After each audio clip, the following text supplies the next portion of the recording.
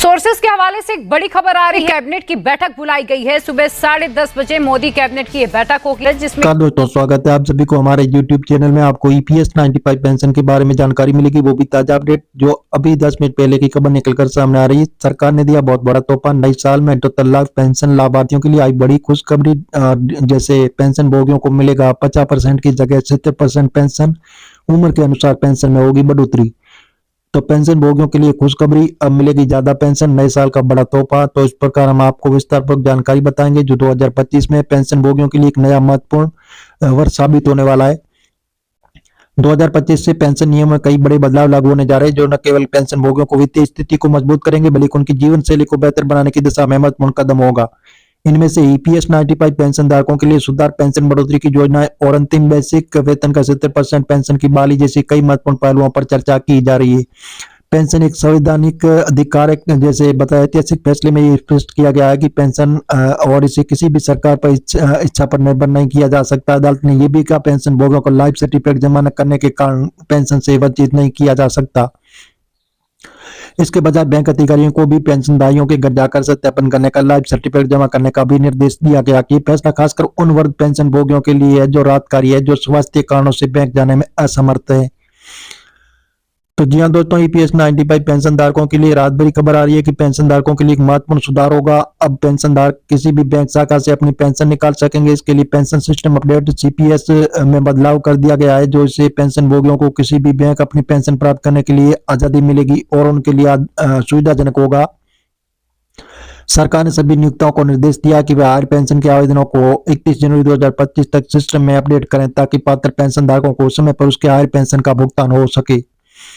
अंतिम बेसिक वेतन 70% पेंशन भोगियों की एक बड़ी मांग है कि उन्हें रिटायरमेंट के बाद उनके अंतिम वेतन का 70% पेंशन मिलनी चाहिए। फिलहाल पेंशन भोगियों को केवल 50% पेंशन मिलती है। उनके रिटायरमेंट के बाद जरूरतों को पूरा करने के लिए पर्याप्त नहीं है। पहले पेंशन भोगियों को 70% पेंशन मिलती थी, लेकिन अब सरकार ने इसे घटाकर 50% कर दिया गया था। तो पेंशन भोगी समाज की ये मांग है कि इस नीति में सुधार किया जाए और पेंशन धारकों को उनके अधिकार का पूरा लाभ दिया जाए। तो जी हाँ दोस्तों, इस प्रकार उम्र के अनुसार पेंशन बढ़ोतरी पेंशन भोगियों के लिए एक बड़ा प्रस्ताव, जिसके तहत उम्र के साथ पेंशन बढ़ोतरी की सीमा को कम किया जाए। वर्तमान में ये लाभ 80 साल से उम्र के बाद मिलता है। पेंशन 20% की वृद्धि की जाती है। पेंशन भोगी समाज ने यह का प्रस्ताव किया कि लगभग 65 साल की उम्र से लागू होना चाहिए।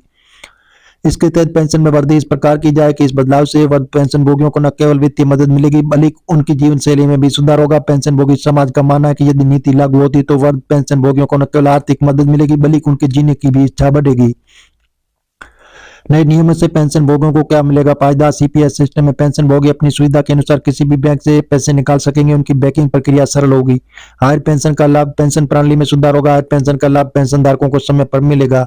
उम्र के अनुसार पेंशन बढ़ोतरी, पेंशन में उम्र के हिसाब से बढ़ोतरी से पेंशन भोगियों को वित्तीय बोझ कम होगा। बैंक द्वारा घर के सत्यापन, पेंशन भोगियों को लाइफ सर्टिफिकेट जमा करने के लिए अब बैंक घर जाकर सत्यापन करेंगे, जिससे वर्ग और अस्वस्थ जैसे पेंशन भोगियों को राहत मिलेगी। 2025 से लागू होने वाले पेंशन सिस्टम में सुधार पेंशन भोगियों के लिए एक बड़े बदलाव का संकेत है। ये बदलाव केवल पेंशन भोगियों को वित्तीय जीवन में स्थिर देगा बल्कि उनकी जीवन शैली को भी बेहतर बनाएगा। EPS 95 पेंशन धारकों के लिए नए विकल्प, अंतिम बेसिक वेतन का 70% पेंशन, उम्र के अनुसार पेंशन बढ़ोतरी जैसे सुधार पेंशन भोगियों के जीवन में नई ऊर्जा और सुरक्षा लेकर आएंगे। ये सभी बदलाव पेंशन भोगियों के अधिकारों को मजबूत करेंगे, उन्हें बेहतर जीवन जीने का अवसर देंगी। हम मीडिया आधारित आपको बता रहे हैं, सरकार से अभी हाल फिलहाल ऐसी घोषणा नहीं हुई। आप सरकारी ऑफिशियल वेबसाइट पर जाकर इसकी जानकारी ले सकते हैं और मिलेंगे नई जानकारी के साथ। नई और पहली बात तो चैनल को सब्सक्राइब कर लीजिए ताकि इसी प्रकार की नई जानकारी सबसे पहले आपको मिलती रहेगी।